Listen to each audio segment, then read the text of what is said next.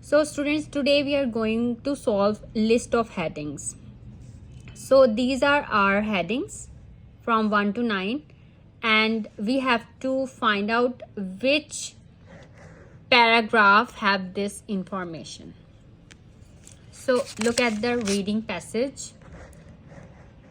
Title is Crossing the Humber Estuary. So if you don't know what is estuary, you have to read the first line, then you will get to know that what is estuary. For thousands of years, the Humber and estuary formed where two major rivers, the Trent and the Ouse, meet. So where two major rivers meet, an estuary formed. Okay, so this passage is related to the environment. So we have different sections: section A, section B, section C, and D, E, F, and G. We have these sections from A to G. Now first read these list of headings. Number 1 is why the ferry crossing has always been difficult. Okay, so what is ferry? Ferry is a boat or ship. Okay, because this passage is related to environment and river. Okay, river, environment, and so this is about the river transport. Okay, and the goods transport on ships and boats. Okay, number 2 is building the bridge. Okay, because on the river there are like we construct bridges in order to cross the river. Number 3 is an advantage of the design for the bridge. Okay, keep these words in your mind. Number 4 is the growing popularity of the bridge. Opposition to building a bridge. Benefits and disadvantages the Humber has brought. Proposed alternatives to ferry services. How the bridge has contributed to the region's growth and rising demand for river transport. Now, first try to find the answer in the first 2 lines or last 2 lines. You will find the answer hopefully. So we have read the first line, that what is estuary and has been obstacle to communication along the east coast of England between the countries of Yorkshire to the north and Lincolnshire to the south. Okay, and skim. Okay, Humber situated at the heart of the waterways and chief highways of England, and its traffic brought prosperity to the settlement on England. Now look, this word click, brought prosperity. We have read that the benefits and disadvantages. So prosperity is related to the benefit. That prosperity is the benefit. That it brought prosperity to the settlements on its banks, particularly the city of Hull on its north bank. But कहाँ use होता है? But use होता है where, जहाँ पे हम opposite बात करने लगे हैं. प्रॉस्पेरिटी की बात हो रही थी, but the river itself intends to cut them off from some of their closest neighbour as well as obstructing the progress of travellers moving north और साउथ. ऑब्स्ट्रक्ट करता है. So prosperity and obstruction, these are opposite. Okay, so these are benefits and disadvantages the Humber has brought. So answer is 6. Section A, answer is 6. So this is the heading, benefits and advantages the Humber has brought. This is for section A. Now second paragraph, section B. Okay, to cater for these local and as time progressed, wider needs ferries were provided. So across many of the streams flowing in the Humber, and in 1315 a ferry was established across the Humber itself. So by 1800 changes associated with industrial population revolution were soon to threaten its position, and Hull and New Holland, which opened in 1826, this crossing was considerably shorter than on the existing Hull to Barton. So look, unable to cope with the increased competition from the rival services, and the New Holland ferry service then grew into a major link between the north and southern banks of the Humber. So focus on these lines, that there is an industrial revolution, okay, and there is a competition, means demand is increasing. There is an industrial revolution, so hopefully it would be like rising demand for river transport because there is an industrial revolution. We will see in the next paragraph कि किसी और में ये बनता है. Hopefully it's B, rising demand for river transport. Now C. The bridge was the outcome of over 100 years of campaigning by local interests for the construction of a bridge or tunnel across the estuary. The first major crossing proposal was tunnel scheme in 1872. This scheme was promoted by Hull Merchant. तो propose किए गए different proposals कि tunnel बना दी जाए, क्योंकि river है ना, river दो रिवर मीट कर रहे हैं, ठीक है, तो एक जगह से दूसरी जगह जाने के लिए वो ब्रिज बनाने का कर रहे हैं, टनल बनाने का कर रहे हैं, इस तरह से वो प्रपोज कर रहे हैं डिफरेंट आइडियाज.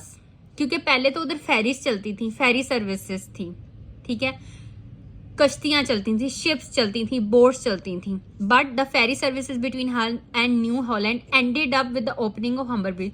क्योंकि हम्बर ब्रिज बन गया तो वो ब्रिज के थ्रू क्रॉस कर लेते थे रिवर, तो फेरी सर्विसेज जो थी वो एंड अप हो गई, मतलब एंड हो गया उसका. तो फिर डिफरेंट प्रपोजल्स दिए गए. अब with the tunnel scheme in 1872 right of proposal were put forward to an effort to bridge the Humber. Plan was drawn by Hull, build a multi-span bridge 4 miles west of. So इसका ये बनता है proposed alternatives to ferry services. C.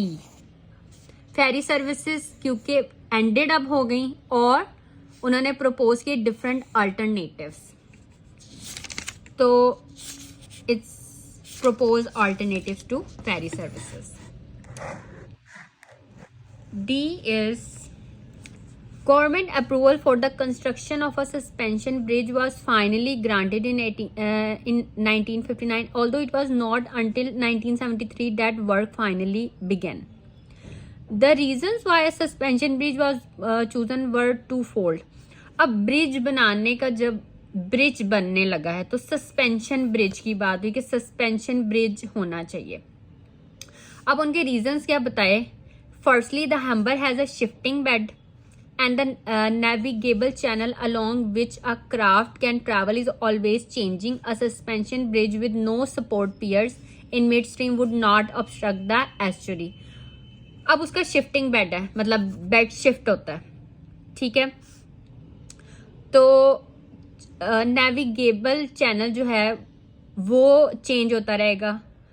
तो उन्होंने suspension bridge बनाया with no support piers in mid stream में बनाया, would not, तो वो ऑब्स्ट्रक्ट नहीं करेगा, मतलब रुकावट नहीं बनेगा एस्चुअली में, ठीक है.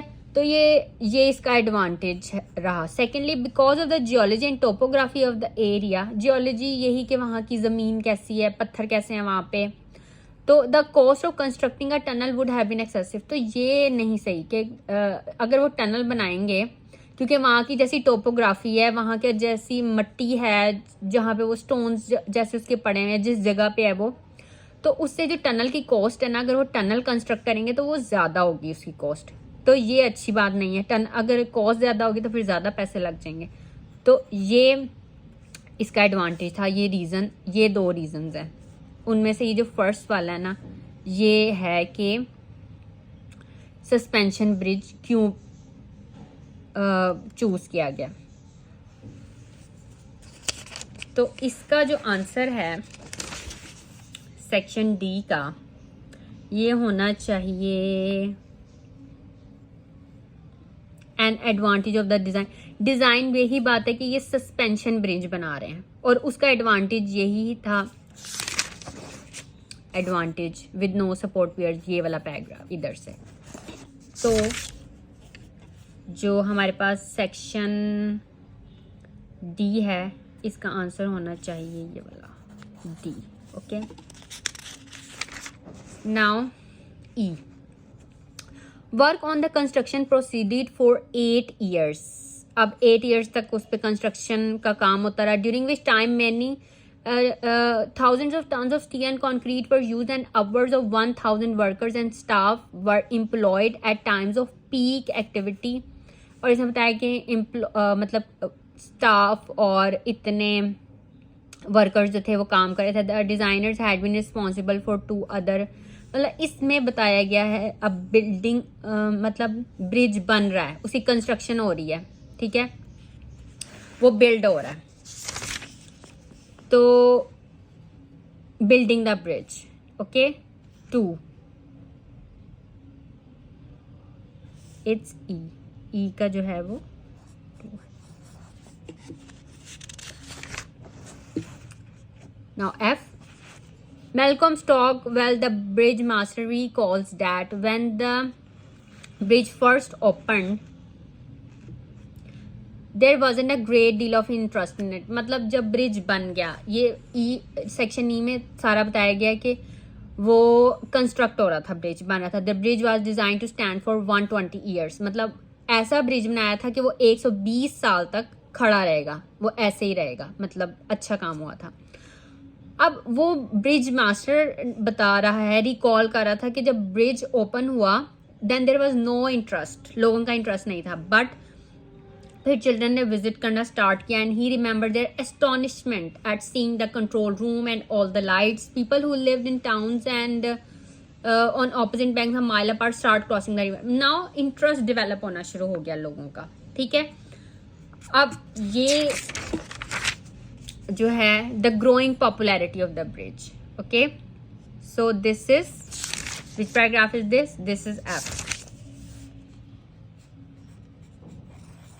Okay, F is now G. The bridge opened up both socially and economically to previously remote and insular areas of England, and the improvement in communication enabled the area to realize its potential in commercial, industrial and tourist development।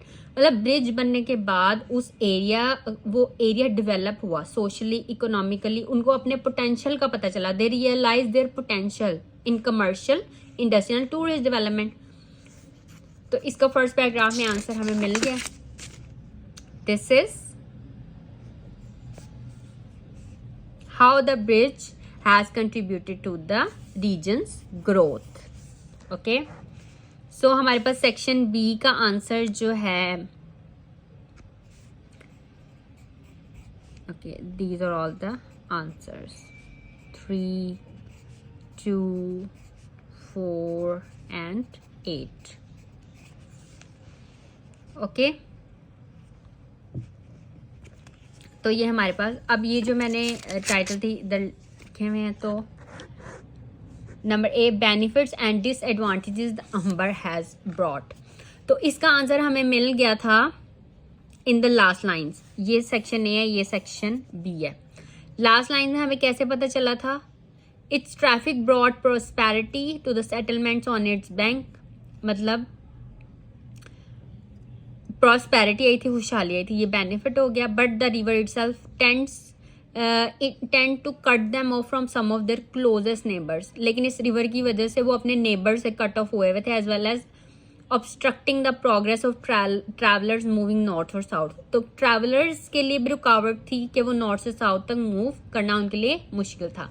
तो ये था benefits and disadvantages the हम्बर has brought. Okay, क्योंकि benefits भी थी इसकी और disadvantages भी थी। ये लास्ट 4 लाइन्स में, लास्ट 3 लाइन्स में ये हमें इसका आंसर मिल गया, हेडिंग का पता चल गया। Now the B is rising demand for river transport. Okay, this one, rising demand for river transport. River transport मतलब डिमांड राइज, इंडस्ट्रियल रेवोल्यूशन आ गया ना, मतलब वक्त के साथ साथ जो गुड्स ट्रांसपोर्ट थी, ये जो फेरीज प्रोवाइड की गई, मतलब बोट्स और शिप प्रोवाइड की गई, कि रिवर के एक बैंक से दूसरे बैंक जाने के लिए, ट्रांसपोर्ट करने के लिए गुड्स, तो राइज हुई डिमांड फॉर रिवर ट्रांसपोर्ट, ये सारा इसमें भी बताया गया। Industrial population crossing was considerably shorter और unable to cope with the increase competition, तो ये राइवल सर्विसेज थी क्योंकि बहुत ज़्यादा बोटिंग स्टार्ट हो गई थी। अब इसका आंसर हमें इनसे पता चल गया। अब नंबर सी जो है, proposed alternatives to ferry services. Ferry services ended up हो गई। इसने बताया the ferry services between Hull and the New Holland ended up with the opening of the Humber Bridge, बंद हो गई। तो proposed alternatives to ferry services, alternatives propose किए गए। The first major crossing proposal was a tunnel scheme, tunnel scheme propose की गई, ठीक है। इसके अलावा वैरायटी ऑफ प्रपोजल्स, तो इन वर्ड से हमें पता चल गया कि propose alternatives to ferry services, क्योंकि इससे पिछले पैराग्राफ में बताया गया कि वो एंड अप हुई, और नेक्स्ट में बताया गया कि डिफरेंट डिज़ाइन प्रपोज किए गए कि टनल बना दें, ब्रिज बना दें, और आगे हमें ये बताया गया है कि टनल वाला आइडिया तो फ्लॉप हो गया, ठीक है। टनल वाला आइडिया क्यों फ्लॉप हो गया? क्योंकि टनल बनाने के जो एक्सपेंस था, जो उसकी कॉस्ट थी, वो बहुत ज़्यादा थी, ठीक है। तो ब्रिज का जो है वो एक्सेप्टेबल था कि ब्रिज बनाया जा सकता है। तो इसका था an advantage of design for the bridge, ठीक है। ये एडवांटेज था इस डिज़ाइन का सस्पेंशन ब्रिज का, क्योंकि उसका जो बेड था, रिवर बेड भी था, वो भी शिफ्टिंग बेड था। तो navigate channel long which craft can travel is always changing, तो सस्पेंशन ब्रिज बनाने का सोचा गया, और टनल को कह दिया गया कि वो नहीं बन सकती क्योंकि उसकी कॉस्ट बहुत ज़्यादा है। Cost of constructing a tunnel would have been excessive, तो ये एडवांटेज हो गया इसका, ठीक है, क्योंकि इसकी ब्रिज बनाने की कॉस्ट कम आ रही थी। अब नेक्स्ट में जब ये चूज कर लिया गया कि ब्रिज बनाना है, सस्पेंशन ब्रिज बनाना है, तो अब उसी कंस्ट्रक्शन स्टार्ट हुई, बिल्डिंग द ब्रिज। इसमें सारा वो कितने एम्प्लॉयर्स रखे गए, स्टाफ रखा गया, डिज़ाइनर कौन, मतलब, और डिज़ाइन किया गया जो 120 साल तक चलेगा, 120 ईयर्स तक। ये भी पता चल गया कि building the bridge. F is growing popularity of the bridge. अब ब्रिज बन गया तो पहले तो लोगों का इंटरेस्ट नहीं था, there wasn't a great deal of interest in it, लेकिन फिर जो है then children started visiting and he remembers their astonishment at seeing the control room and all the lights. तो फिर ग्रोइंग पॉपुलैरिटी, पॉपुलर होता गया आहिस्ता आहिस्ता ब्रिज, ओके। तो growing popularity of the bridge, this one, the growing popularity of the bridge, number 4 H का, F का, sorry। now G, how the bridge has contributed to the region's growth। so ये भी हमें first में ही पता चल गया, the bridge opened up socially, economically, और फिर उस एरिया को पता चला, अपने area realises potential in commercial, industrial and tourist development, ठीक है।